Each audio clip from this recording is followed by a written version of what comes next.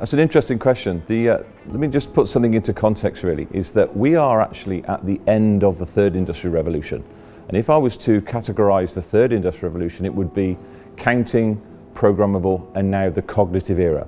So this is where we're now starting to struggle with all the new technologies like artificial intelligence and big data and all of the big words around the industry at the moment. So we are just cresting the end of the third industrial revolution going into the fourth. When you see it in the press, it comes across as Industry 4.0. The fourth industrial revolution is fundamentally different. It's about exponential change. It's going to change the way we see the world. It's going to affect every aspect of our lives. Nothing's going to be the same in the fourth industrial revolution. We're going to open ourselves up to new ideas, innovation, and ways of interacting with each other that we've never even comprehended before. So this is a very, very important point, that we need to embrace what the fourth industrial revolution is, not just the Industry 4.0, which represents, if you like, the cognitive era of what we're trying to do today. When you actually look at where that's also going, it's really a Pandora's box. It's like the combination, if you like, the fusion between the physical, the digital, and the biological.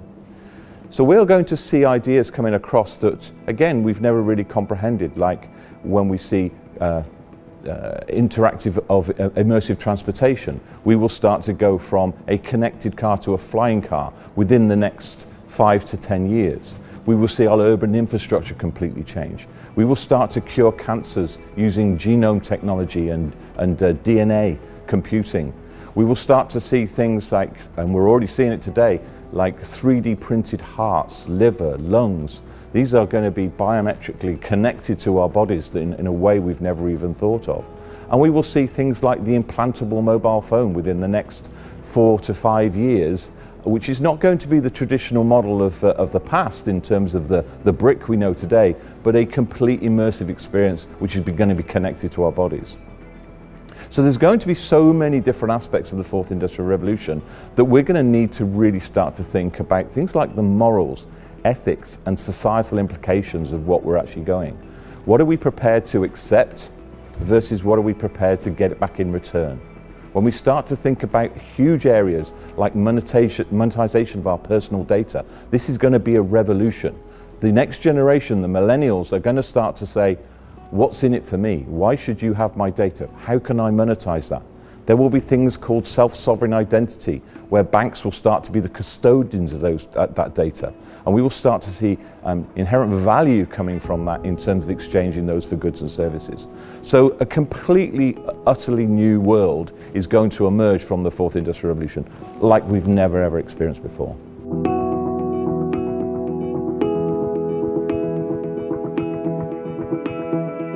Data, what a great question. Data is, without question, the most valuable asset next to humans that we have in society and in business today. Data's the foundation of everything, but we need to think about data in a more of a cultural, embedded way. So imagine when we talk about something like artificial intelligence. Artificial intelligence is just, if you like, a kettle that you plug in, and unless you've got the data, it simply doesn't work. So data is going to become part of our everyday DNA fabric, together with artificial intelligence or augmented intelligence and immersive security. We need to rethink the parameters of these things, because as I said before, we're going to start to monetize that data. IBM have just done a recent study where we interviewed 13,500 CXOs around the world and asked the question, do you know where your data is? What to do with it? Is it aligned with your business strategy? And how can you monetize it? And the results were pretty shocking. Only 9% of the total 13,500 interviews understood where that was and how to monetize it. That means they are the only ones that can start to build the business platforms.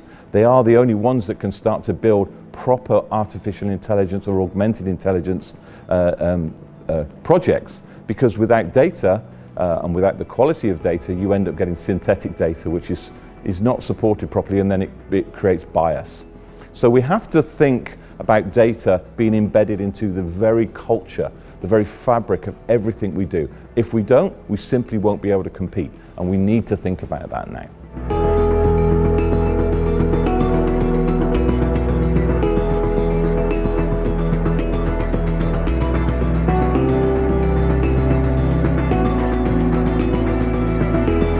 Okay, so this is all about the difference between artificial and augmented intelligence.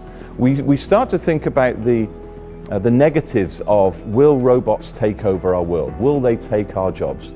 The reality of it, in this new fourth industrial revolution, robots actually will be part of the automation elements, but it's about man and machine, not man or machine. It's about augmenting human intelligence. It's about enabling us to do more things with the technology and extracting that value from things like the data to be able to do stuff.